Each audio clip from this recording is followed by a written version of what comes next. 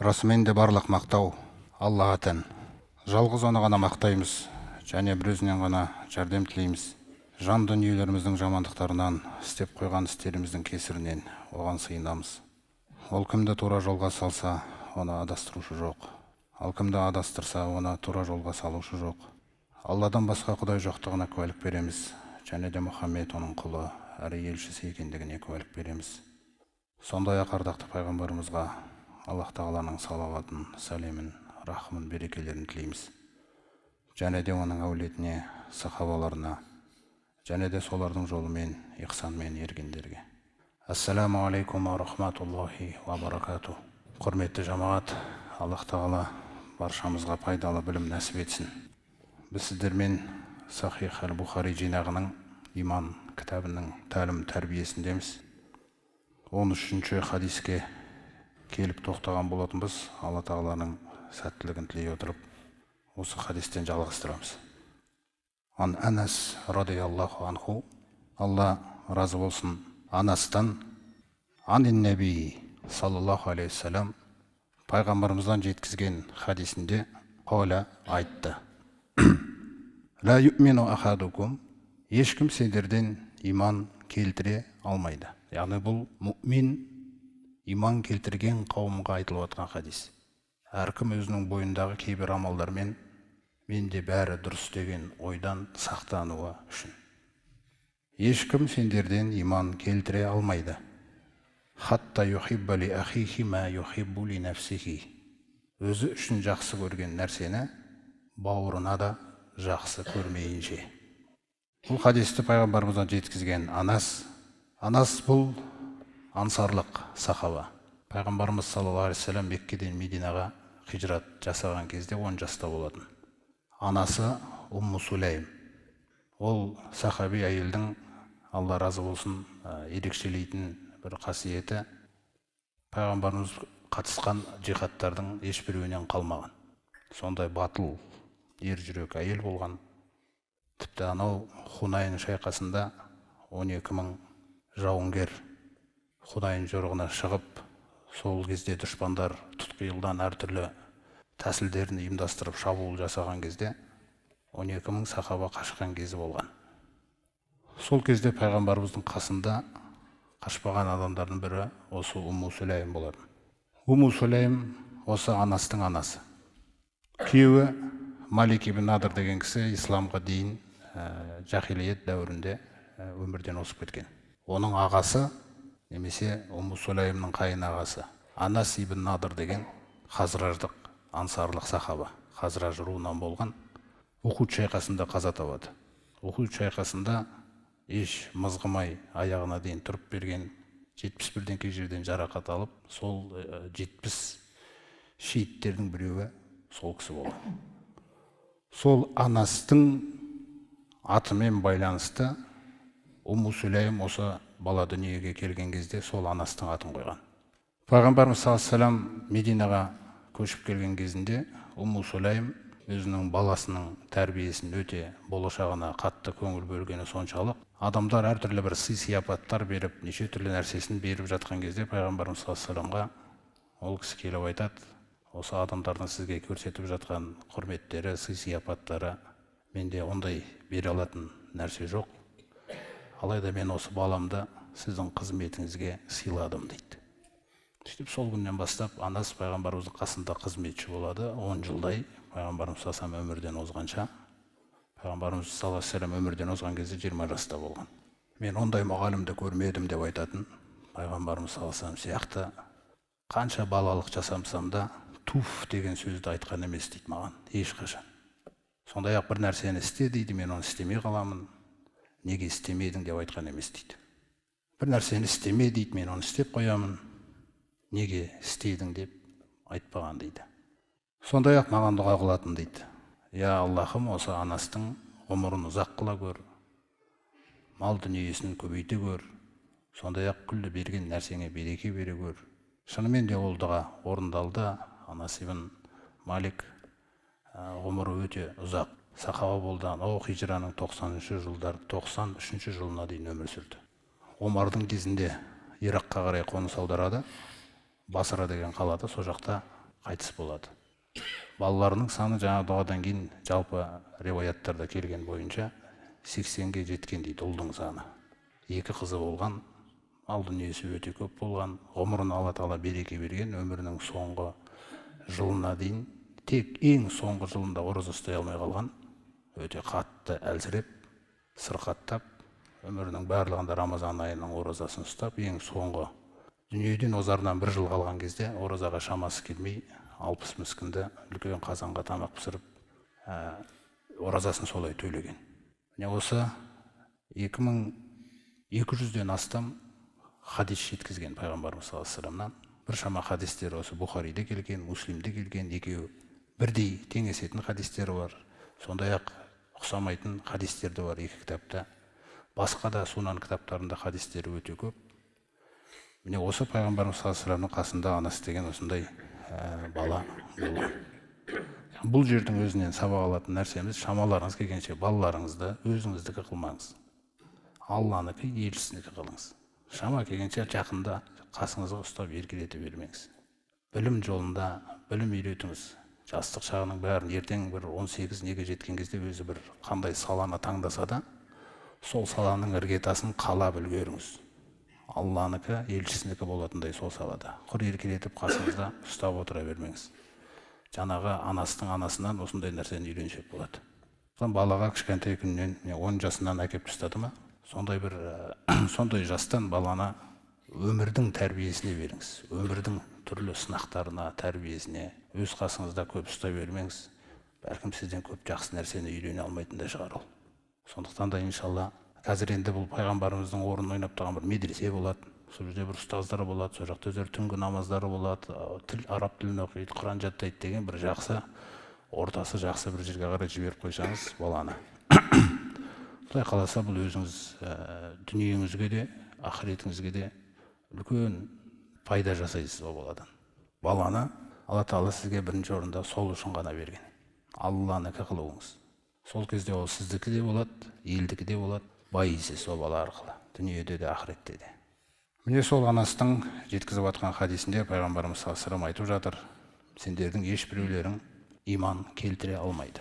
Иман келтіре алмайды деген сөзді пайғамбарымыз саллаллаху алейхи вассалам басқа бір хадистерде сөздеріне қарасақ, бұның мағынасы қандай деп. Мысалы басқа бір хадистерде мынандай сөйлем келген: ла яблуғул абду хақиқатал имани.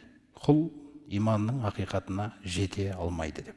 Яғни сендерден ешкім иман келтіре алмайды деген сөздің бір мағынасы: иманның ақиқатына ешкім жете алмайды. Сендегі иман ол теория. Дұрыс, сенімің бәрі дұрыс. Теория. Бірақ толыққанды түрде сіз Алламен елшісінікі емессіз. Сіз көбіне өзіңдікісіз, нәпсіңіздікісіз. Нәпсіңіз сүйген нәрселердікісіз деген нәрсені бізге пайғамбарымыз саллаллаху алейхи айтып отыр. Немесе тағы бір хадисте айтады: ла юъмину ахадукум әл-имана куллаху деген сөзбен түсіндірген пайғамбарымыз. Ешкім сендерден толық иман келтіре алмайды. Сонда екеуі де бір мағына. Толық иман келтіре алмайды, иманның ақиқатына ла яблуғу жете алмайды. Яғни сіздің айналаңыздағы адам сізден иманның ақиқатын тани алмайды. Сізді таниды, намаз оқитыныңызды таниды, ораза ұстап, бірақ иман деген ұғымды ол сіз арқылы, біз арқылы тани алмайды. Бізден көрінбейді оның ақиқаты. Міне осы маңызды нәрсе болғаннан кейін пайғамбарымыз саллаллаху алейхи вассалам тікелей айта салды: сендерден ешкім иман келтіре алмайды деді. Яғни бұған дейінгі жасап отқан амалдарың, мынау амал болмаса, қазір айтайын деп тұрған амалы болмаса, бұған дейінгі жасап жатқан амалыңыз сізді иманның ақиқатына жеткізген жоқ. Яғни иманымызды толық қылмай тұр. Иман толық болмай тұр. Иман толық болмай тұр деген сөз, сіз толық Алланыкі, елшісінікі емессіз деп жатыр бізге. Ал негізі иман деген нәрсе ол, біз Алланыкі және елшісінікі болу керекпіз. Сондай-ақ бұл хадис иман келтірмеген адамдарға айтылып отқан жоқ. Бұл иман келтіргендерге айтып отқан хадисі пайғамбарымыз саллаллаху алейхи вассалам. Сөйтіп біздің бір әлсіз жерімізді тапты. Ол қандай екен? Өзі үшін жақсы көрген нәрсені, өзі үшін сүйген нәрсені бауырына да сүймейінше, бауырына да жақсы көрмейінше. Өзімізге біз дүниенің кейбір жақсылықтарын жақсы көреміз. Ақыреттің жақсылықтарын жақсы көреміз. жалпы хайыр. Хадисті толық бір сөйлем қосқымыз келсе, Анас радиаллаху анхуден тағы бір жеткен риуаятында мынандай бір сөйлем қосымша ретінде бізге көмектеседі. Хатта юхибба ли ахихи ма юхиббу ли нафсихи минал хойри деген сөз қосылған. Хайыр. Бұл хайыр деген нәрсе не? Оны Алла Тағала бізге Бақара сүресіндегі дұғада үйретті. Хайыр деген не ол? Роббана атина фид дуния хасана. Раббымыз бізге осы дүниеде де жақсылық бер. Ва фил ахирати хасана. Және бізге ақыретте де жақсылық бер. Уақина азабыннар. Және тозақ азабынан бізді сақта. Енді мынандай бір кіріспе керек. Ешкім біреуге жақсылықты қалай алмайды, оны жақсы көрмейінше. Сіз оны жақсы көрмейінше, сіз оған жақсылық қалай алмайсыз. Жақсылықты тілей де алмайсыз. Тіпті дұғаңызда да болмайды ол кісі аузыңызда. Соқтан оны жақсы көру деген кезде Алла Тағала бізді былай сынайды. Бұл жердегі хадиске қарасаңыз, бауырына деген сөз тұр. Мүмин мүминнің бауыры. Бұл нәрседе сізде таңдау жоқ. Алла Тағала назарды аудармайды сіздің көңіліңізге. Сізде таңдау жоқ, соны біліңізді. Мысалы қалады, мына кісіні жүрегіне иман сыйлады, мұсылман қылды. Сізде таңдау жоқ енді оны бауыр тұтуға. Абсолютті түрде. Алла оған жүрегіне иман бергеннен кейін, ол иманды жан болғаннан кейін, ол сіздің бауырыңыз бітті. Сізден кейін 10 жылдан кейін келді ма дінге, сізбен бірге келді ма, жоқ сізден бұрын келіп, сіз білген нәрселерді білмей жүрме, білім тұрғысынан, амал тұрғысынан сізде таңдау жоқ. Ол таңдап қойған. Ол сіздің бауырыңыз болды. Осы отырған бәріміз бір-бірімізге бауырмыз. Осы отырған бәріміз бір-бірімізге мына хадисті істемесек, осыған дейін істеп келген нәрсенің барлығы енді түбінде иманның негізінде тозақтан құтқарады. Бірақ бұл дүниеде бұның қиын нәрсесі мұсылман үмбеті ешқашан үстемдікке жете алмайды. Шайтан мен исламның дұшпандары араңа кірет те тұрады, солардың құралдары болып жүре бересің. Ешқашан бірігу жүзеге аспайды, мүмкін емес ол. Мына хадисте тұр күш. Өзіңе жақсы көрген нәрсені бауырыңа жақсы көру. Мысалы, тіпті қолыңда бір бауырыңа беретін нәрсе, ешқандай нәрсе болмаса да, сіз жұмыс іздеп жүрдіңіз. Жұмыс іздеп жүрген кезіңізде Алла Тағаланың қалауымен сізге бір кәсіп табылды. Сол кәсіп табылған кезде сіз қуандыңыз. Сол кәсіпті тапқан кезіңізде, егер сіз мынандай дұға жасасаңыз, Раббым, мен танитын, мені танымайтын. Танитын, танымайтын деген сөзді қосып отқанымыз алдыңғы хадисте біз өткенбіз. Танитын, танымайтын, бауырыңа да сәлемді тіле дегендей нәрсе. Мен танитын, мен танымайтын. Жағдай осы мен сияқты болып жүрген күллі мұсылман бауырыма кәсіп тауып берші. Сізге келді ғой хайыр. Сіз өзіңізге келген хайырды біреуге тілейсіз. Бұл кеңшілік, бұл керемет нәрсе. Өйткені сізде өзіңіз деген нәрсе, өзіңізге жақсы көретін нәрсені біреуге сүйе алмайынша, сіз Алладан басқа бір нәрсенің де құлысыз. Яғни өзіңіздің ғой негізі, білінбейді ол. Сондықтан бұл хадистің бізге үйретіп жатқаны, ешкім иман келтіре алмайды. Иман деген сөз кетті, бауырына деген сөз кетті. Иман мен бауырмашылық өте маңызды нәрсе. Алла Тағала бізге Али-Имран сүресінде айтқандай, «Уағтасиму бихаблиллахи жамиға». Алла Тағаланың дінін бірігіп ұстаңдар. Алла Тағаланың дінін бірігіп жармасып ұстаңдар, бірге ұстаңдар да бөлінбеңдер дейді. Бөлінбеудің ең маңызды нәрсесі сен өзіңе сүйген нәрсені біреуге сүйе алуың. Сондықтан сізде таңдау жоқ. Иман деген нәрсе, ол бөліну деген нәрселер кейінгі замандарда келгеннен кейін адамдар түсіне алмай жатқан нәрселер бар. Мен бұл кісіні жақсы көруім үшін, бұл кісі Шафиғи дейік. Мен Ханафи, бұл кісі Шафиғи. Ол мектептер. Өзінің құлшылығыңды түзеп ұстап тұратын нормалар. Мен оны иман үшін сүйемін. Оның Шафиғи болғаны маған абсолютті түрде ешқандай нәрсені өзгертпейді. Мен оны мұсылман болғандығы үшін сүйемін. Жүрегіне аталы иман бергендіктен. Мен сол нәрсені ғана көрем. Мен оның жағы Шафиғи деген нәрсесі, немесе менің Ханафи деген нәрсем, ол арамызда тақырып емес ол. Сүюге кедергі жасайтын нәрселердің барлығын өзінің орнына түсіріп тастаңыз. Көтеріп алған болуыңыз мүмкінсіз бір жерге. Сүюге кедергі жасайды сосын ол. Жақсы көруге, бауырыңды жақсы көруге кедергі жасап тұрған бойыңыздағы нәрсенің бәрін түсіріп тастаңыз аяғыңыздың астына. Ол маңызды тақырып емес ол. Бауырыңызды сүюге кедергі жасаған тақырыптың ешқайсысы маңызды емес. Екеуіңіз де мүмин болғаннан кейін, екеуіңіз де мұсылман болғаннан кейін, Алланың орында деген нәрселерін орындап жүргеннен кейін. Бұл хадис бізде өзіңе жақсы көрген нәрсені біреуге жақсы көр. Тең бол, біреуден көтерме деп тұр ғой өзіңді. Өзіңді біреуден көтерме. Көтердің бе сіз ешқашан оған жақсылық қалай алмайсыз. Үлкен проблема болады ол. Мысалы бізде қазір сондай бір нәрселер, кеңшіліктер бар, Алланың кеңшілігі мысалы. Алла Тағала алды да ішімізде біреуді бір бауырлар умраға жіберді дейік. Ықылас танытып, оған сондай бір жақсылық жасайық деп, сөйтіп ол умраға барып келді. Сол умраға барып жатқан кезінде де жаңағындай дұға. Раббым, маған ойламаған жерден нәсіп еткен нәрсемді күллі мен танитын, мен танымайтын, тілеу, жақсылықты тілей алуыңда бірінші. Нәпсі соған дейін жібермеуі мүмкін да. Ол нәрсені не үшін айтып жатырық біз?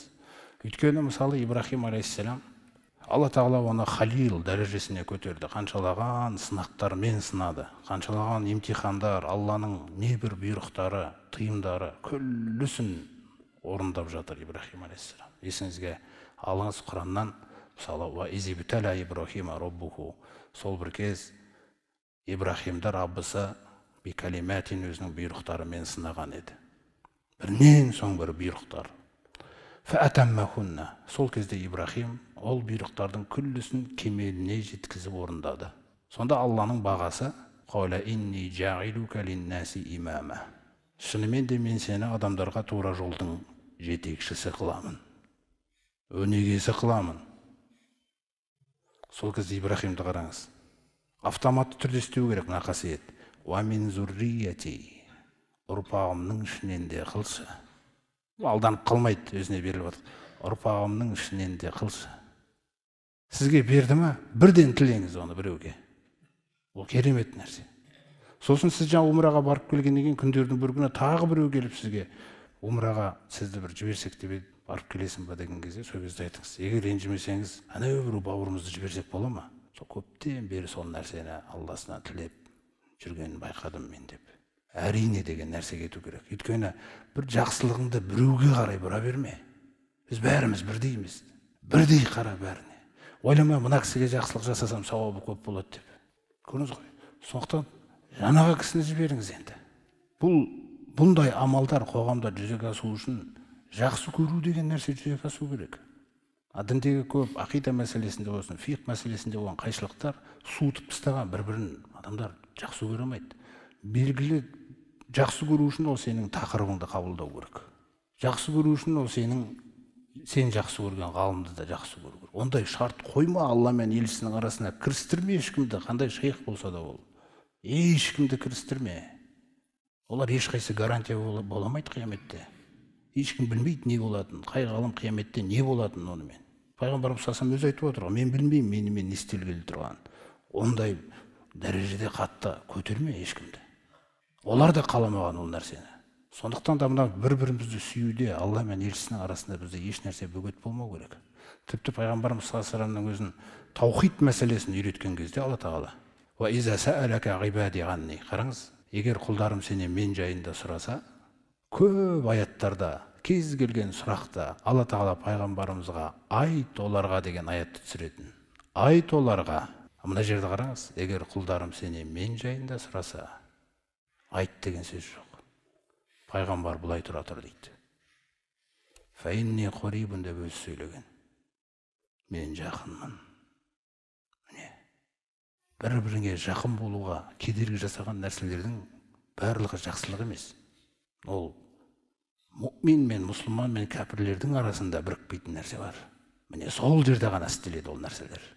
Алла Тағала дінінің принциптеріне негізделгеннен кейін мұъмин мен мұъминнің арасын қандай да бір нәрсе бөлсе, ол болмайтын нәрсе ол.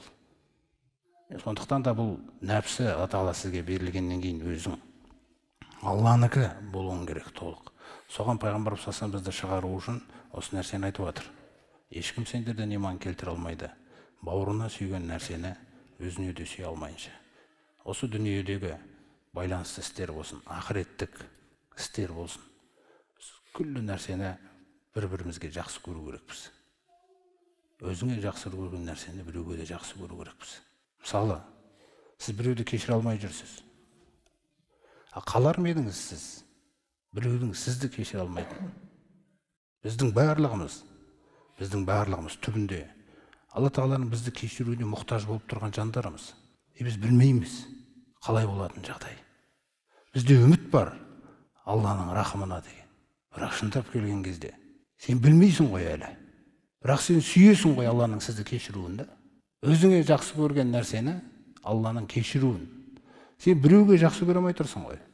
Сіздің хақыңызда біреу қателесті, кешіре алмай қалдыңыз да, ренжідіңіз. Ал сіз біреудің хақында қателескенде, сіз қателесіп жүрген хақлардың ең үлкен Алланың хақысы ғой. Сіз Алланың алдында қанша қателестіңіз? Сонда сіз өзіңізге сүйген нәрсені неге бұған сүйе алмай тұрсыз? Немесе біреу сіздің айыбыңызды ашпауды жақсы көресіз. Біреу сіздің айыбыңызды ашпаса, жақсы көресіз. Біреу сізді аңдымаса, жақсы көресіз. Неге біреуді аңдайсыз? Неге біреудің айыбын іздейсіз? Бір жердегі жиында сіздің сыртыңыздан сөйленуді жақсы көресіз ба? Жек көресіз. Неге ол нәрсені біреуге жақсы көрмейсіз? Сол жағдайлардың күллісінде сіз кімнің құлысыз? Ияка нағбуду деген сөз өтірікке шығып жатыр. Сол сәттерде өтірік. Саған ғана құлшылық қыламыз деген сөз, ол оңай сөз емес негізі. Ол оңай болмағаннан кейін күнде оқытып жатқан сол, ол оңай болса бір-ақ рет оқитын еді оны. Ол қайта-қайта өміріңнің соңына дейін оқылып жатқан себебі ияка нағбуду. Өйткені өтірігі бар оның ішінде. Біз жаңағы сәттердің бәрінде өтірікшіміз. Сол себептен пайғамбарымыз иман келтіре алмайсың деп жатыр. Сондықтан қасыңызға біреу келіп, көбіне болатын өмір ғой енді өмірде. Қасыңызға біреу келіп ана кісі туралы сөйлеп жатса, мына хадис бойынша не істеу керекпіз? Бауырым сөйлеме олай, бауырым жайлы. Мен бұнымен байланыспаймын бұл тақырыпта. Көрдіңіз ғой. Сізге келіп жатқан адам, мысалы сіз арғынсыз, ол да арғын. Арғын болғаннан кейін сене салуыңыз мүмкін. Немесе сіз ханафисіз, ол да ханафи. Осы себептен де сене салуы мүмкін. Бұл нәрселер ойнамайды әділдікте. Бауырыңның еті желініп жатқан кезде. Сөйлей ме ана кісі туралы, жаман туралы сөйлеп жатыр ма? Мен ол кісі нені жақсы көру керекпін? Сөйленбеуін ол туралы. Мен сол нәрсені орындау керекпін. Қарапайым өмірде мысалы дүкеннен бір жақсы айлық түсті сізде. Сіз дүкеннен барып жаңағы үйіңізге жеміс жидек алдыңыз, тағы да басқа жағында бір ет алдыңыз дегендей. Сіз соны алып жатқан кезде қасыңызда көршіңіз бар. Шарт емес ол көршіңіздің пақыр болуы. Бірақ жақсы көру деген нәрсе. 1 кило алманы сол кісіге ала салдыңыз. Өзіңіз осылай өмірде осы нәрселерді істетпесек, бұл нәрселер істелмейді, өмір өтіп кетеді. Дүниенің мәселелерінің өзінде де біз сондай болу керекпіз. Өзіңе сүйген нәрсені біреуге сүйе ал. Өйткені Алла тағала өміріңіздің соңына дейін сізді қанша жерден намаз, ораза ұстасаңыз да бауырларыңмен сынайтын болады. Мешіт деген нәрсенің өзі мақсаты сол негізі. Біз құрып мешітке кіріп, жамағат парызды оқып шығып кетеміз ғой. Сауабын аламыз дегендей нәрсемен. Ол мақсат негізіне бір-бірін ғой. Бір-біріне қосып қойғандықтан ғой 27 есе сауап болып тұрғаны. Бір-бірімен тығыз болсын, осы нәрсені үйренсін деп та. Көрдіңіз ғой. Сондықтан да ол қасыңыздағы бауырыңыз да өз иманның ләззатын табу үшін сізбен екі арадағы мәмілемен байланысты оны. Мысалы естідіңіз, біреу ауырып қапты. Сосын ауырып қалғаннан кейін сол күні түнде бардыңыз да түнде дұға жасадыңыз сол бауырыңызға. Ол бауырыңыз білмейді, бізге керек жоқ. Бұның білуі, басқаның білуі дегендей нәрсе. Бірақ Алла білу керек, мына хадистің орындалып жатқанын. Мен жақсы көремін де оған, жақсы көрем, қандай нәрсені шипа сұраймын оған. Дәрежесін көтере көр, күнәларын кафарат қыла көр, шипаңды бере көр, отбасына қамқор бола көр деп жаңағыдай бір дұғаларды. Ол жақсы көрмесең, ол шықпайды ол дұға. Жақсы көрмесең, ол жақсылықты оған қалай алмайсың? Пайғамбарымыз саллаллаху алейхи өзі Құрайыштар қарсы келіп жатқан кезде туысқандары ғой мысалы. Қу ла ас'алукум алейхи ажрон. Мен сендерге осы Алланың дініне шақырып жатқаным үшін, ақиқатқа шақырып жатқаным үшін, иманға шақырып жатқаным үшін ешқандай ақы сұрамаймын. Иллал маваддата фил қурба. Туысқандықтағы сүйіспеншілікті айтпағанда дейді. Менің әкелген нәрсем сендерге деген сүйіспеншілігімді одан әрі кемеліне келтіру үшін келдім мен. Ал сендер келсең үзіп атсыңдар оны. Біз қазір мешіттің ішінде мына нәрсені орындай алмасақ, біздің алдымызда әлі келесі тапсырма тұр. Мешіттің сыртындағы халыққа тасымалдау керекпіз бір әлі бұл сүйіспеншілікті. Өйткені Анас радиаллаху анхудан жеткен хадисте, ол да сахих хадис. Жаңағы хатта юхибба линнаси деп келген о жерде. Қараңыздар. Адамдарға сүйе алмайынша өзіне сүйген нәрсені. Ол адамдар иманның ақиқатын сенің мәмілеңнен ғана көреді. Оған сенің иманыңның көрінгені керек жоқ. Ол жалпы сен арқылы иман деген нәрсені көру керек. Мақсат сол. Жалпы өзі иман деген мынау керемет нәрсе екен ғой деп, сен арқылы сенің амалыңды емес, сенің иманыңды емес, иман деген ұғымды халыққа тасымалдау керекпіз, біз жеткізу керекпіз да. Ал біз қанша мұмин болсақ та, ақыретке сенген болсақ та, әлі өз нәпсіңді жақсы көресің біреуге қарағанда. Сен кімге қандай жолдау жеткізейін деп жүрсің қоғамда. Сондықтан да құлшылықтар, мысалы, біздің ішімізде жаңағы түнгі намазына ұқыпты болып жүргендер бар. Ішімізде сүннет оразаларды жібермейтіндер бар. Арамызда біреу жаңағы мысалы таң намазынан кейін Құран оқып жатқандар бар. Немесе таңғы кешкі зікірлерді жібермей жүргендер бар. Бірақ өзіңе сүйген нәрсені біреуге сүйе алмайсың. Анау сүннет амалдар болғанмен, мынау парыз ғой. Өйткені иман келтіре алмайсың деп тұр ғой. Яғни өзіңе міндеттейтін сондай нәрсе бол. Сондықтан да бұл хадисте пайғамбарымыз имандарың кәміл болмайды деп бастаған жоқ. Біз осы да жетеді ғой деген сөзді айтпас үшін, алайда өзіңді ұру үшін нәпсіңді иман келтіре алмайсың деп отыр ғой. Иман келтіре алмайсың. Қандай құлшылық жасасаң да сен, егер мына қасиет сенің бойыңда болмаса.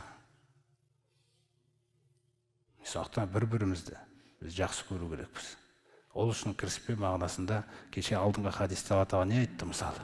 Исламның ең қайырысы жақсы деген кезде тамақ беруің, және танитыныңа да, танымайтыныңа да сәлем беруің. Сәлемнің өзін айттық біз. Шынайы сәлем болады, рәсімдік сәлем болады. Рәсім, Алла Тағала айтқаннан кейін істейсің да. Ассаламу алейкум деп беру. Уалейкум ассалам дейсің. Бірақ ол жерде шынайылық болмауы да мүмкін. Ол шынайы сәлем беру деген нәрсе, мына хадиске амал жасамайынша сіз сол күні бірақ түсінесіз ол шынайы сәлем не екен. Өйткені мен бұл кісіге ассаламу алейкум деймін да, ва рахматуллахи ва баракату деп құшақтасып, сосын бір кезде 5 минуттен кейін бұл кісі туралы сөйлеп тұрмын да біреумен. Сен сәлем тіледің болған? Өтірік. Сен қалай оған сәлем тілейсің? Сосын оның сыртынан дұшпандық жасайсың. Әлде ол дұшпандық емес па? Сіз ойлайсыз да оны дұшпандық емес деп. Ол дұшпандық ол. Өйткені сахабалардан кейінгі келген кезең туралы Алла Тағала Хашр сүресінде айтады ғой. Аузу биллахи минаш шайтанир ражим, солардың дұғалары. Валлазина жау мин баъдихим, солардан кейін келгендер, мысалы.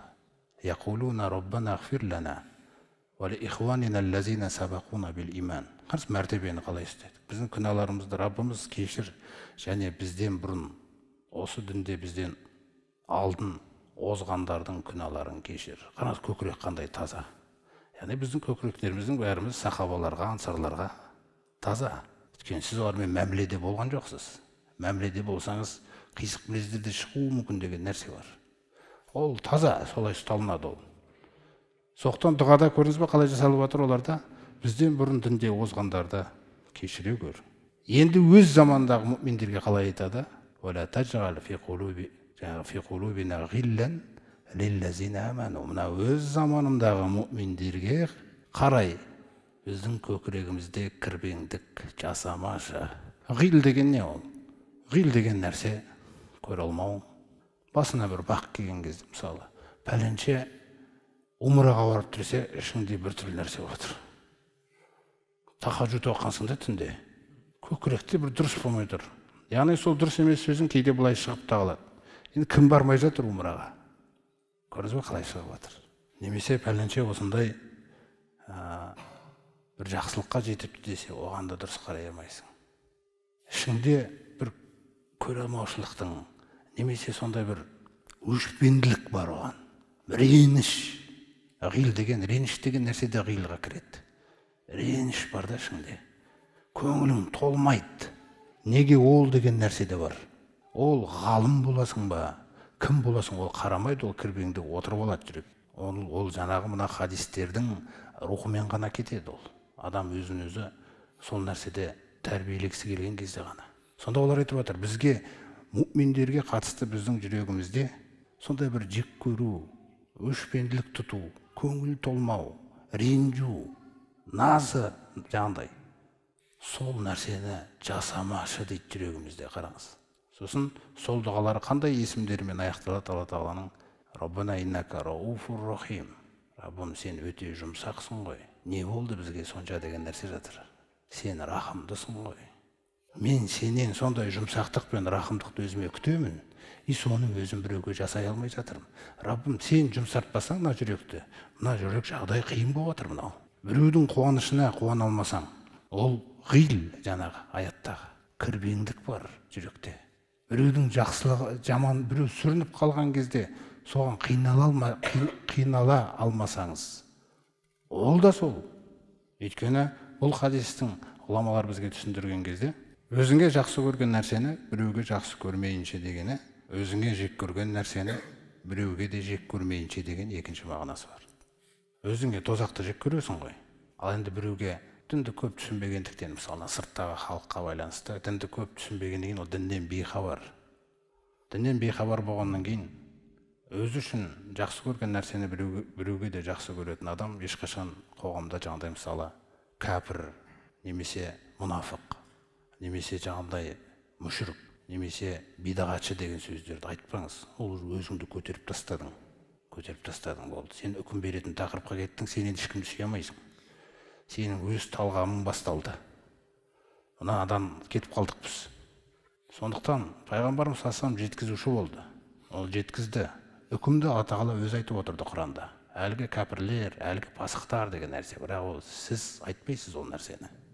Сіздікі халыққа ары қарай жеткізу керек. Бұл ақиқатты жеткізу үшін сіз жақсы көру керексіз ол халықты. Яғни оған жақсылықты қалай алу керексіз. Не үшін олар тас лақтырса, пайғамбарымыз тас лақтырма деді Алла Тағала. Неге? Неге сахабаларды ұрғылап атқан кезде сахабаларға қол көтермеңдер, қолдарыңды тыйыңдар деді. Неге? Жақсы болып қалайық деді аяғына дейін. Әбден сұрыпталғанға дейін кімнің кім екені оларда. Меккелік мүшриктерде көрдіңіз ғой. Әдемі болу керек бәрі. Біз тек жақсылық қалаймыз. Әйтпесе оңай ма? 13 жыл бойы ұрылды. 13 жыл бойы тепкіленді. Күйдірілді біреулер. Бірақ жақсы болып қала берді. Мен сендерге тек жақсылық қалаймын. Сол секілді қоғамыңда туысқандарыңның, тағы да басқа достарыңның, көршілерінің арасында сабыр ете алмай жатасың да кейбір зияндарға. Қайтып жетеді оларға иманның ақиқаты. Қалай жеткізесің ол нәрселерді? Сондықтан жаңағы көре алмау деген нәрсені айтып отырық қой біз. Көре алмау, өшпенділік. Өйткені пайғамбарымыз салса бізге андай хадисін айтқан. Абу Хурайрадан жеткен риуаятында: "Ла яджтамиул иману вал хасаду фи қалби абдин." Құлдың жүрегінде иман мен көре алмаушылық қасиеті ешқашан бас қоса алмайды дейді. Екеуінің біреуі ғана жүр дейді ол жерде. Яғни біздің жүректе көре алмаушылық болса, көре алмау деген нәрсе болса, ол жүректе иман жоқ. Рухани тәрбиеде өзіңе осылай айт кәдімгідей. Сен бір мұсылмансың. Не үшін айтып отырмыз оны? Өйткені мұсылман дегеннің үлкен кәміл ұғымы бар. Ол өзінің ішіне адамның исламын да, иманын да, ихсанын да қамтыған үлкен мұсылман деген ұғым бар. Сол үшін діннің аты сонымен аталады, ислам. Сондай-ақ мұсылман деген әлі иманның ақиқатын түсінбеген адамға да, енді бастап кіріп үйленіп атқан адамға да айтылуға Алла Тағала жол берген. Олакин қулу аслямна деп өзі Худжурат сүресінде айтқанда, иман әлі кірген жоқ, бірақ мұсылман болдық деп айта беріңдер. Сондықтан да пайғамбарымыз саллаллаху алейхи мәжбүр болған. Сондай мұсылмандар кіріп топырлап кірген кезде екі түрлі мәміле жасауға, садақаларды үлестірген кезде. Қалай? Пайғамбарымыз саллаллаху алейхи вассаламның мұсылмандар қаржы үйі, кешегі Абу Бакрлер, Омарлар, Абдурахман ибн Ауф, Усмандар, сондай кісілер секілділер әкеп зекеттерін, садақаларын беріп жатыр. Олжадан түскен үлестер бар. Сөйтіп ол бүкіл халыққа жетпейді. Пайғамбарымыз саллаллаху алейхи оны біреуге беріп, біреуге бермесе ғана жеткізе алады. Сонда қандай нәрсе жасайды? Пайғамбарымыз саллаллаху алейхи өзінің қоғамдағы сахабаларын жақсы таниды. Ол біледі, анау жігіттер имандарының ақиқаты көрініп тұр. Имандары кәміл, пайғамбарымыздың танымында. Бірақ олардың іштерінде пақырлар бар, түк жоқ. Сосын жаңағындай енді кіріп атқандар бар. Олардың іштерінде де пақырлар бар. Мына жақтан келеді, бермейді. Иманның ақиқатының пайдасын көрдіңіз бе қандай? Бермейді. Өйткені сіз ренжімейсіз бермеген кезде. Ал бар ма бізде ренжу қазір бірдеңке берілмей қалса сізге, онда біз мына жақтағылардан болып қаламыз да. Мынау нәрсе сол нәрсені өзімізді рухани дамыту үшін істеп отыр ғой. А мына жақтан келеді жаңағы мұсылмандар, пайғамбарымыз салсам береді. Мына жақтан келеді, бермейді. Олай болса, мешіттің ішіндегілер егер иман бізде ақиқат болса, мынаның ішінде ешкім ренжімеу керек, ешкімге ештеңе берілмей қалса. Сол нәрсені түсіндіріп отыр ғой бізге. Ал мына жақтан келгендерге береді. Сосын соны түсіне алмай қалған сахабалар пайғамбарымыз саллаллаху алейхи вассаламнан келіп сұраса, пайғамбарымыз саллаллаху алейхи вассалам айтады: мен біреуге бердім дейді, біреулерге бермеймін дейді. Бермеген адамдарым берген адамдарымнан сүйіктірек дейді маған. Міне иманның ақиқаты.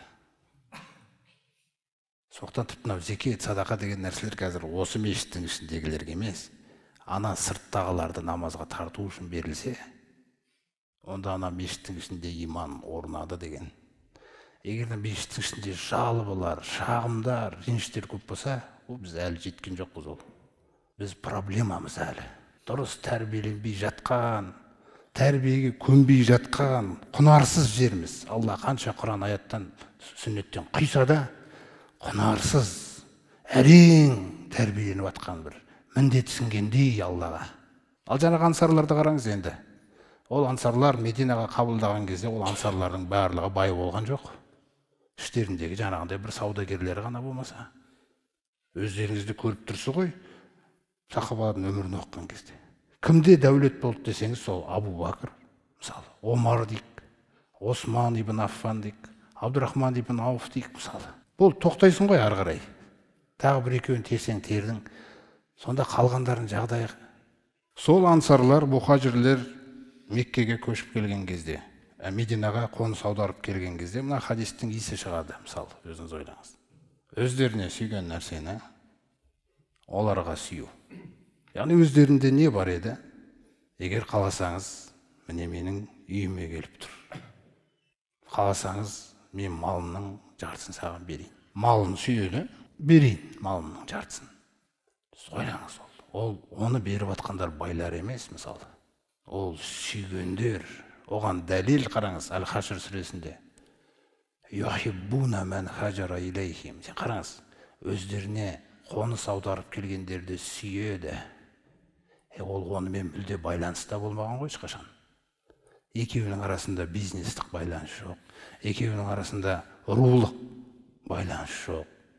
Сонда иман не деген керемет байланыс болған ол? Иман үшін ғана. Алла мен елшісі деген ұғым үшін ғана Алла Тағала соны кәдімгідей мінездемесін беріп жатыр ғой. Юхиббуна дейді, сүйеді өздеріне көшіп келгендерді. Сосын пайғамбарымыз салсам олжадан бір табыс делер түскен кезде, анам көшіп келгендер мешіттің қасында күллісі пақыр, бастырманың астында өмір сүріп жатыр. Пайғамбарымыз салсам соларға қарай жаңа олжадан неден беріп жатқанын жаңағы ансарлар көріп тұр. Өздеріне көшіп келгендерді жақсы көреді. Вала яджидуна фи анфусихим хажатан мимма уту. Хажа деген сөзді мысалы Аль-Бухари хасад деп түсіндірген. Оларға беріліп атқан мал дүниеден, олжа арқылы. Оларға беріліп атқан мал дүниеден дейді, бұлардың көкіректерінде көре алмаушылық деген нәрсе жоқ дейді, қараңыз. Неге? Түсіндіңіз ғой иманның ақиқаты деген не? Бірақ өзіне де қажет болып тұр. Сол үшін сол қажеттілікті біз ойлап қалмас үшін, бай болғаннан кейін солай болғанға демес үшін Алла мынау аятты қосады.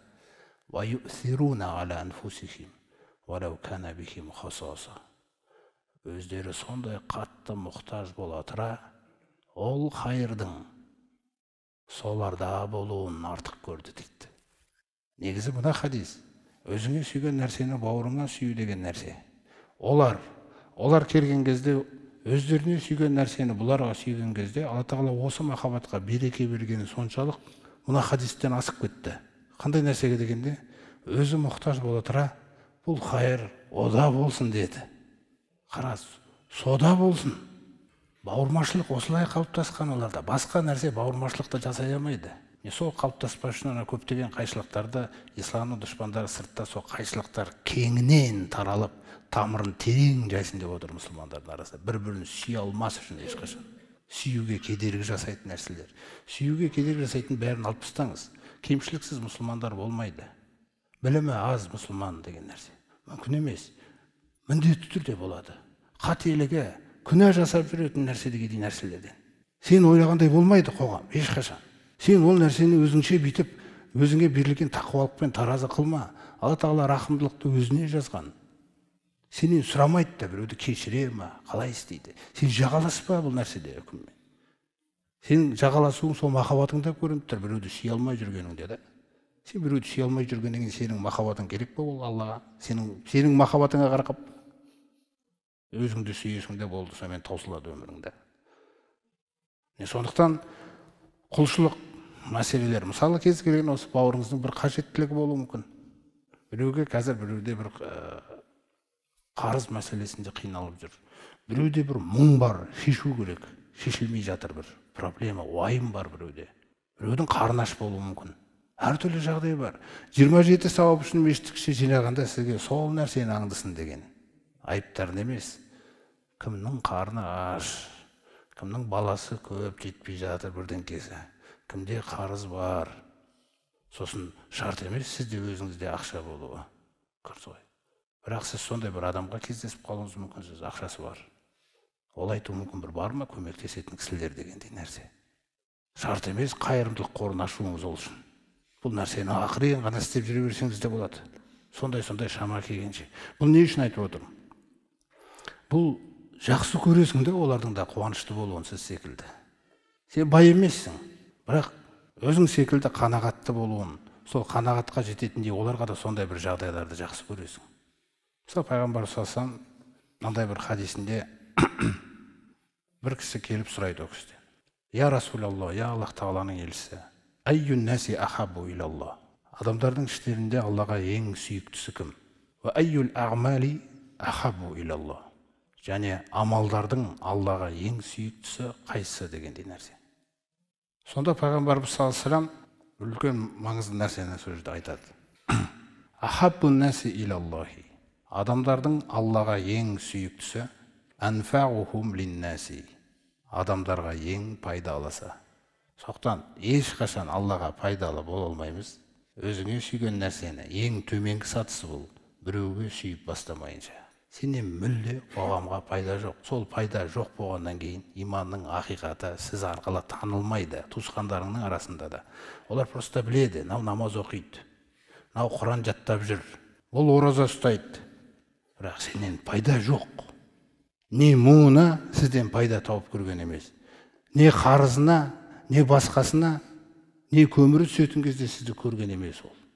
Не ауырып жатқанда сізді көрген емес дегендей нәрсе болуы мүмкін. Ол енді барлығын айтылмайды ғой, бірақ сондай нәрселер көп қоғамда. Сонда пайғамбар саллаллаху алейхи ва саллям не айтып отыр? Адамдардың Аллаға ең сүйіктісі анфаухум линнаси дейді. Адамдарға ең пайдалысы. Сосын мұсылмандарға немесе мүминдерге деген жоқ ол жерде. Адамдарға якшифу анху курбатан. Ол адамдардың ішіндегі ең сүйіктісі барады да бір мұсылманның мұңын сейілтеді дейді, бір ауыртпалығын сейілтеді. Сен осыны қиналып жүргенде бір нәрсемен. Сен жолыққаннан кейін жарық келді да оған. Міне қандай нәрсе бердің. Жақсы көрген нәрсені оғанда жақсы көрдің. Немесе дейді пайғамбар саллаллаху алейхи ва саллям, немесе оның қарызын шешіп берді дейді. Одан қандай жүк түсті. Мысалы өзіңіз ойлаңыз.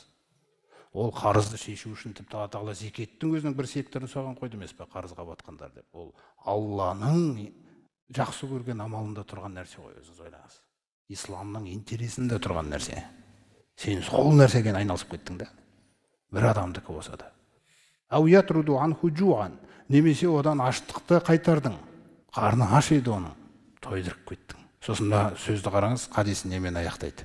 Көп қой, жаңағы үшеуін ғана атады, бұдан басқа да әртүрлісі бар. Сіздердің іштеріңізде сондай істеп жүрген адамдар болуы мүмкін. Алла берекесін берсін. Сонда хадистің соңында былай деп айтады. Лиан амшия мага ахин ли фи хажатин. Бір бауырыммен оның қажетінде жүруім хатта ақтияху лаху, оны шешіп бергенге дейін. Қараңыз. Ахабу илайя, мен үшін сүйіктірек дейді. Неден? Мин ән ағтакифа фи хазал мәшжиди шахран. Мына Медина мешітінде бір ай ихтикаф жасаудан. Медина мешітіндегі бір намазға қанша намаз жазылады? 1000. Күнде 5 оқылса 5000. Бір айда біз рәсімдік сауаптарға қызығамыз ғой. Бір ана бауырмашылық сауаптар қалыс қалатыр өмірде. Өйткені бұнсыз бірлік болмайды. Күшті болмаймыз біз. Пайғамбарымыз саллаллаху бір ай ихтикаф жасағаннан. Өзіңіз ойлаңыз. Бұл Мұғжам Табаридің Әл-Мұғжам Әл-Аусат деген кітабында сахих дәрежеде жеткен хадис, өзіңіз ойлаңыз. Бір ай Медина мешітінде ихтикаф жасаудан бір бауырыммен барып, оның қажетін орындағаным маған сүйіктірек деп отыр ғой. Сүйіктірек. Міне бауырың үшін жақсы көру деген нәрсе, өзің үшін жақсы көру. Не жақсы көресің осы өмірде? Дүниеден. Соны бауырыңа жақсы көру керексің. Бауырыңның бойында қандай да бір жаңа қателіктер болатса, оған ақырын насихатпен келесің. Сөйтіп ақырын оған білдіртпей жаңағыдай нәрселерді айтасың.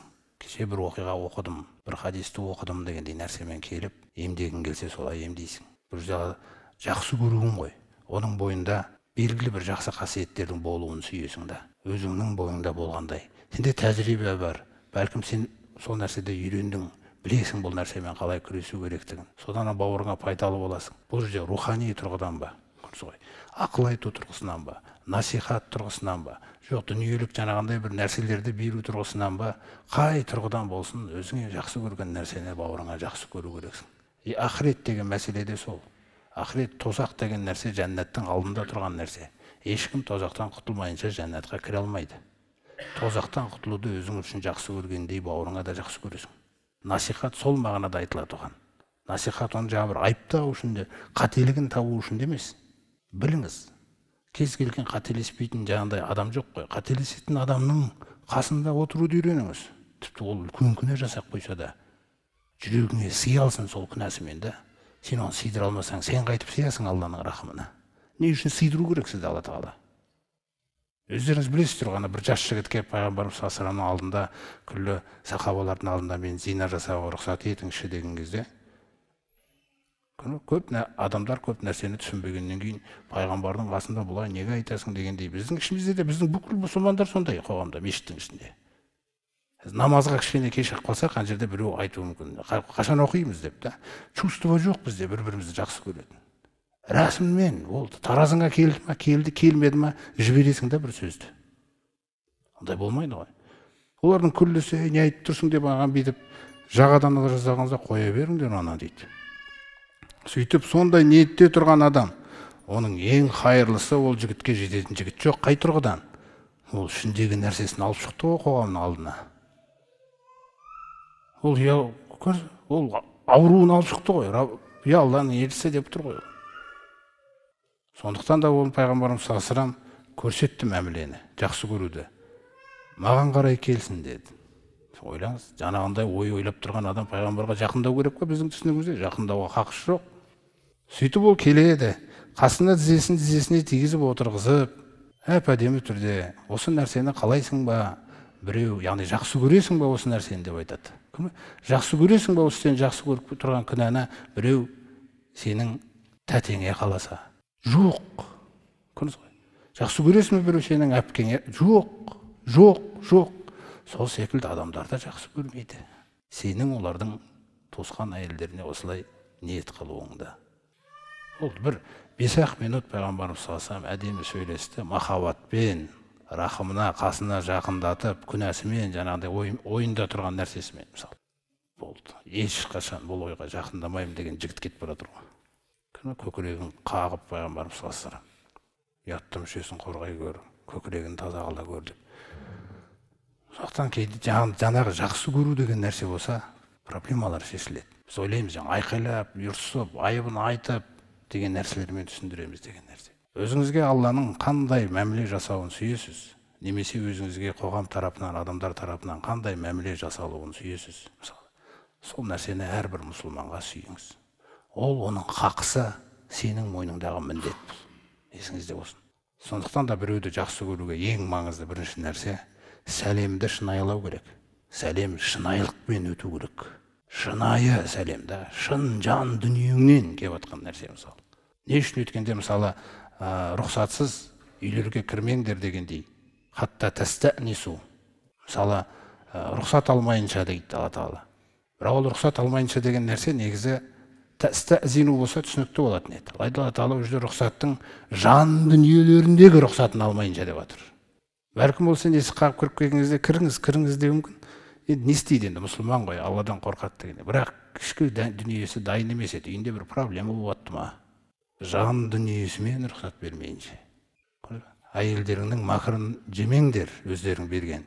Тек егер шын жүрегінен таза өзінің жанынан берсе, ала беріңіз. Өзі берсе, бір мұқтаж болып қалған кезі болса, күйеудің мысалы. Сол сияқты бір жерде шынайылықпен өту керек. Екіншіден, ол бауырыңның хақысы бар. Мына күллі мұсылманның менде хақысы бар, сізде хақысы бар. Қандай? Мен ешқашан жаман ойлауға хақым жоқ ол туралы. Ан юзонна бихи зонна сәуи деп пайғамбарымыз кесіп тастаған. Ол туралы жаман ойлауға хақым жоқ дейді. Жаман ойламаңыз ешкім туралы. Біреу жаман ой әкелді ма, қашыңыз ол адамнан, қашып кетіңіз. Пайғамбарымыз салсам, маған ешқашан сахабаларымның туралы бір жаман сөз әкелмеңдер. Мен оларға шығып амандасатын кезімде көкірегімнің таза болуын қалаймын дейді. Ойла, мен амандасатын кезде сәлем түзу шығу керек болып тұр ғой, шынайылықпен да. Ешкімге біреу туралы бір жамандық бір сөйлеп апардың ба, бүкіл қоғамды бүлдіргеніңмен тең ол. Сондай-ақ өзіңе жақсы көрген нәрсені басқаға да жақсы көру деген кезде мынандай бір оқиға болады. Пайғамбарымыз саллаллаху алейхи вассалам Абузар радиаллаху анху пайғамбарымыз саллаллаху алейхи вассаламға келіп айтады. Афала тастағмилуни, я Расулалла, я Алланың елшісі, мені бір әміршілік жұмысқа, әміршілік қызметке тағайындамадыңыз ба дейді. Әмірлікке. Мысалы, кісі Ғифар руынан болған, Ғифар руының мысалы жаңағыдай бір әмірі етіп тағайындамадыңыз ба мені дейді. Абузар ол Алладан басқа ешкімнен қорықпайтын адам өзі. Өзінің тарихына қарайтын болсаңыз, ақиқатты айту керек па, кесіп айта береді. Айтатын жерінде. Сол үшін өзі көп нәрсе, көп қиыншылық көрген сол себепті. Алайда біз ойлаймыз ғой, сол нәрсе бір әмір болуға жеткілікті деп та. Бір күшті, қорықпайды дегендей нәрселерді ойлаймыз ғой, енді әділеттілік түседі, ақиқатты тарсылдатып айтқаннан кейін деп та. Сол кісі солай сұрады. Сол кезде пайғамбарымыз саллаллаху алейхи вассалам оған былай деп айтады. Инни арака дуифан. Шынымен де мен сені әлсіз, осал көремін дейді бұл іске. Біздің көзімізше ол осал емес сияқты. Негізінде бұның бір сыры, кімде-кім әмірлікті, қандай да бір мансапты, қандай да бір қызметті өзі сұрайтын болса, пайғамбарымыз саллаллаху алейхи вассалам ешқашан бермейді ол кісіге оны.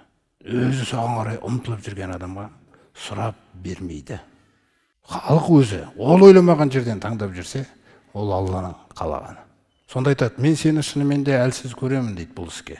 Одан кейінгі сөйлеміне қараңыз енді. Абузар дұрыс түсіну үшін.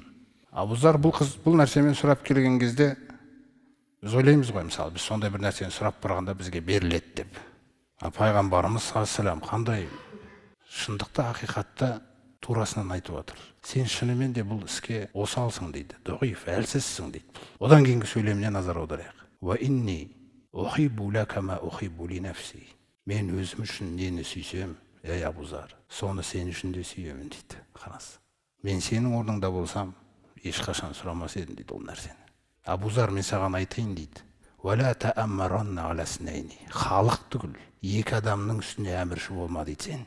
Аңғарыңыз қандай нәрсені айтып отыр. Бізде күллі ұмтылатын нәрсе бар осыған. Екі адамға да әмірші болма дейді. Сен бұл істің адам емессің. Вала таваллаянна ала малил ятим. Жетімнің малы, мына жетім мал дүниесімен қалыпты. Кім жауапты болады деген кезде қаш дейді. Сен, Абузар, сен қаш. Жетімнің малына жауапты болма дейді.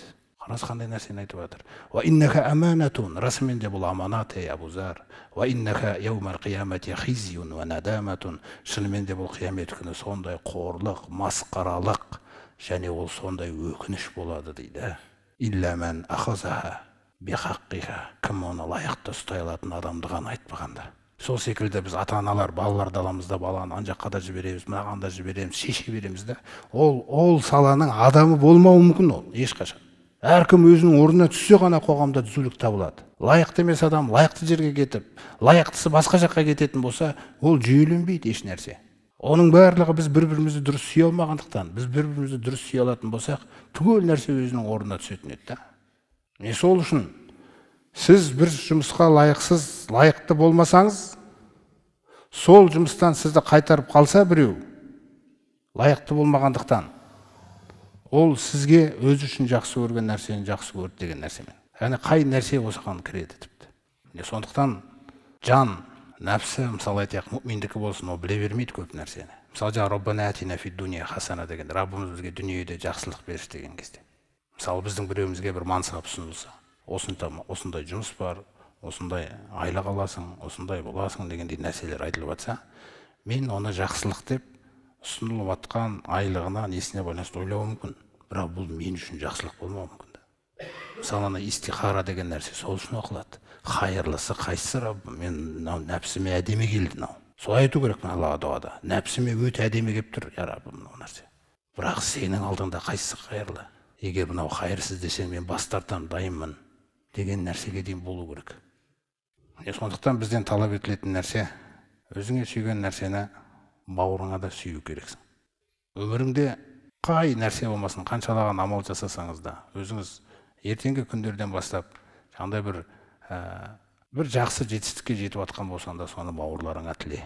Умраға барып жатсаң да, бірінші дұғаң осы нәрседен басталсын. Ең бірінші дұғаң Аллаға шүкір еткеннен кейін осыны күллі бауырыма тілеймін Раббымнан нәрсені.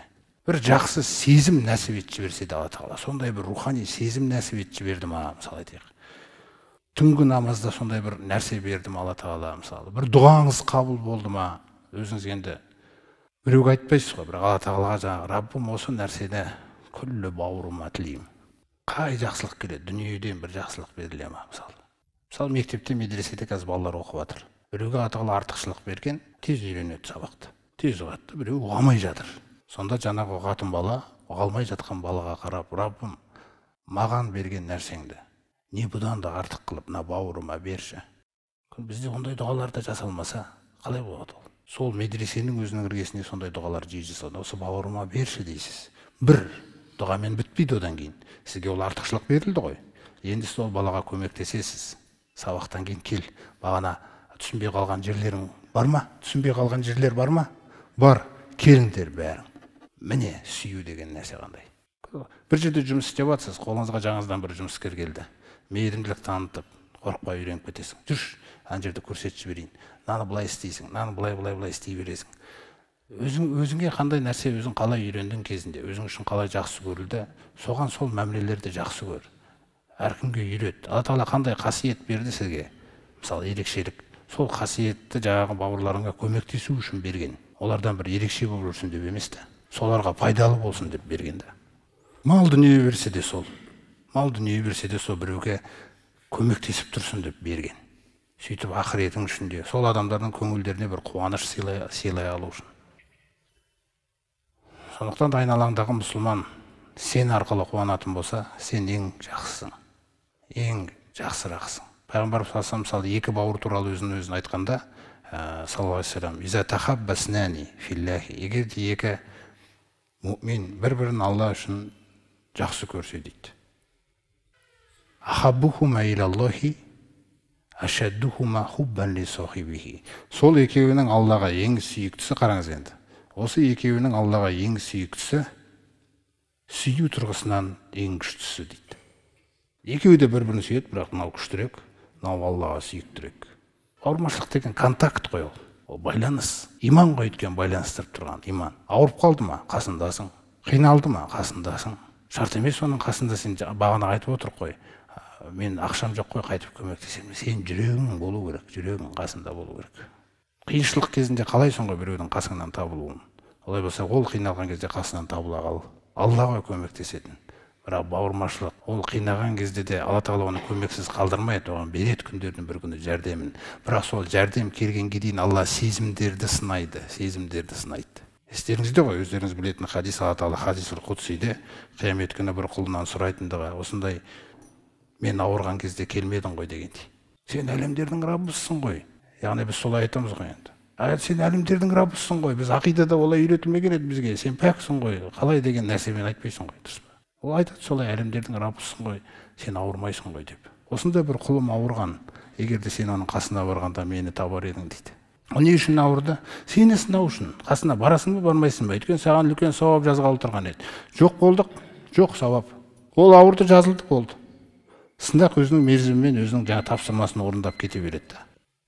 Сондықтан иншалла біздің алдымызда бірінші тұрған нәрсе, біздің көкірек таза болу керек әрбір мұсылманға.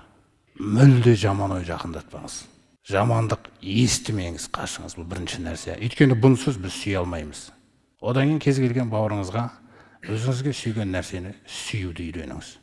Өйткені пайғамбар ескертіп жатыр, иман келтіре алмайсыңдар деп.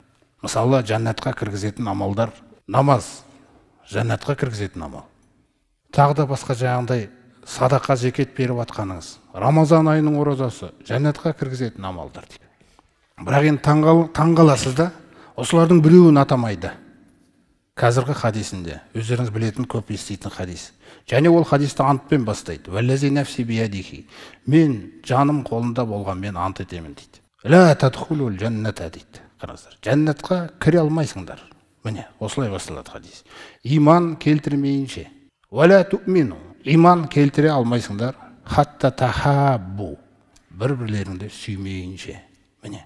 Сонда намаз, ораза, зекет, қажылықтар ше. Ол жеке ақыретіңнің ісі. Сен қоғамда Аллаға ұнайтындай жамағат үшін не істедің? Бір-бірлеріңді сүймейінше дейді. Сосын сол жаңағы сүюдің себебін айтады. Афәлә адуллукум ала шайин иза фағалтумуху тахабаптум. Мен сендерге бір ғана амалды сілтей салайын. Егер де соны істесеңдер, бір-бірлеріңді жақсы көріп кетесіңдер. Ол не? Ол бағана афшус салам абайнакум. Өз араларында шынайы сәлем айту. Шынайы болу керек сәлем деген. Рәсімдік деген нәрсені жасамаңыз. Ассаламу алейкум деп біреу амандасады, уалейкум деп бұрылып дегендей дұрыс нәрсе жасап, мына шын шықсын жүректен да, шын жақсы көру деген нәрсе пайда болсын жүректе. Жүрегіңе ләззат берсін сосын сол нәрсе да. Сонда сіз оларға өзіңізге сүйген нәрсені оларға сүйе аласыз. Одан кейін болды ма сонымен дейтін болсақ, ансарларды көрдіңіз қандай нәрсені үйретіп кетті. Одан кейін өзің мұқтаж бола тұра, өзіңе қарағанда біреуде болуын жақсы көру. Бұл әл-исар деп аталады Құранда. Юсируна. Исар деген нәрсе біреудің қажетін өз қажетіңнен артық көру. Біреудің мүддесінен, өз мүддеңнен артық көру. Біреудің дегендей нәрселер. Яғни өзіңнен гөрі ода болса екен, өзіңнен гөрі ода болса екен дегендей нәрселер. Мысалы, үйге келдіңіз, өзіңіз тәжірибе жасап көрсеңіз болады, базарда бір ет алдыңыз ба, жаңағындай мысалы бір алма алдыңыз, апельсин алдыңыз ба дегендей нәрселер. Үйге сол жаңағы алма аласыз да, бауырыңызға жаңа апельсин аласыз. Жүректі үйрету керек. Әр нәрсе үйренумен келеді. Әл-илму бит-тааллум дейді пайғамбарымыз. Білім үйренумен келеді. Әл-фиқху бит-тафаққух. Ұғынуды үйренумен келеді дегендей нәрселер. Әр нәрсе сондай тәжірибемен келеді деген нәрсе. Соны өзіміз үйрету керекпіз. Түбінде сол жан дүниеге бақытты әкеле алатын нәрсе тек сол. Дүниеден азат етілу деген нәрсе сол. Ақыретті жоғары қою деген нәрсе иншалла. Аталы болса хадистің берекесін, білім амалын біздерге иншалла нәсіп етсін баршамызға.